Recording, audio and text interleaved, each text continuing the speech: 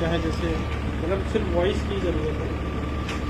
ठीक है, आज हम ये एसडीपी का प्रोसेस देख रहे हैं। एसडीपी मतलब सिंगल डोनर प्लेटलेट। अगर कोई ब्लड डोनेट करता है तो एक डोनर से एक यूनिट प्लेटलेट बनती है, जो प्राय 50 ml के अराउंड होती है। लेकिन एसडीपी के प्रोसेस में एक ही डोनर से हम 6 यूनिट या 12 यूनिट तक प्लेटलेट निकाल सकते हैं। डिपेंड करता है कि उस डोनर का खुद का फिटनेस कितना अच्छा है, उसका प्लेटलेट काउंट कितना अच्छा है, और हम इससे 1 या 2 मरीजों की जान बचा सकते हैं। क्योंकि 1 यूनिट प्लेटलेट, जिसको हम आरडीपी या रैंडम डोनर प्लेटलेट बोलते हैं, वो बहुत ज्यादा तो 5 से 6 हजार तक प्लेटलेट बढ़ाती है।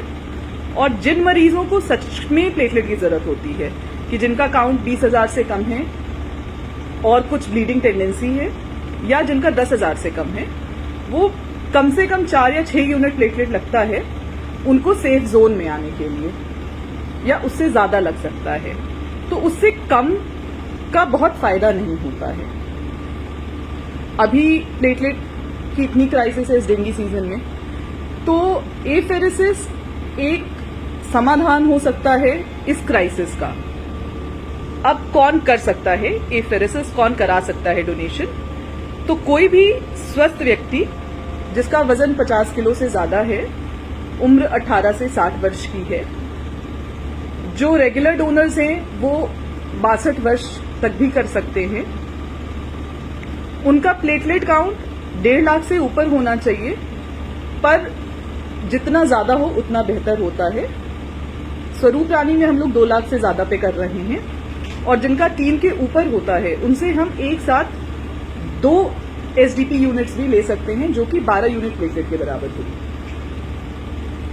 जिस व्यक्ति से सिंगल डोनर प्लेटलेट की 1 यूनिट निकाली जा रही है, मतलब 6 यूनिट आरडीपी के बराबर, वो 48 घंटे में दोबारा डोनेशन कर सकते हैं। जिनसे 2 निकाली जा रही हैं, वो 7 से 10 दिन के अंदर कर सकते हैं। सिंगल यूनिट एसडीपी का डोनेशन एक व्यक्ति 1 महीने में 4 बार तक, और पूरे साल में 24 बार तक कर सकता है। कब नहीं कर सकता है?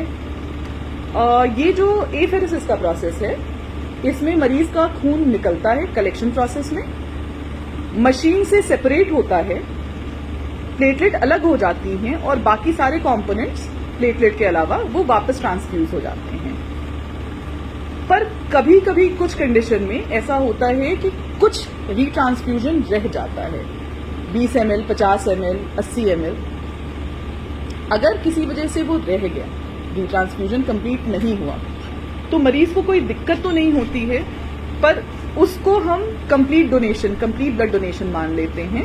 और जितनी अवधि कंप्लीट ब्लड डोनेशन की है, पुरुषों के लिए 3 महीने और महिलाओं के लिए 4 महीने, हम उसी अवधि को इसमें भी टेम्पररी डिफरल मान लेते हैं कि उतने समय बाद ही आप दोबारा कर सकते हैं।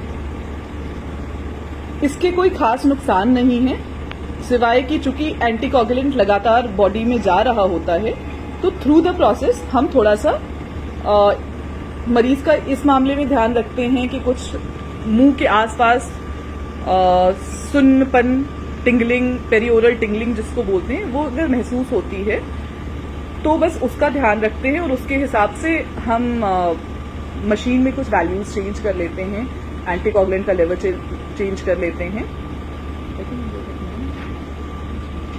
ये तो रहता है।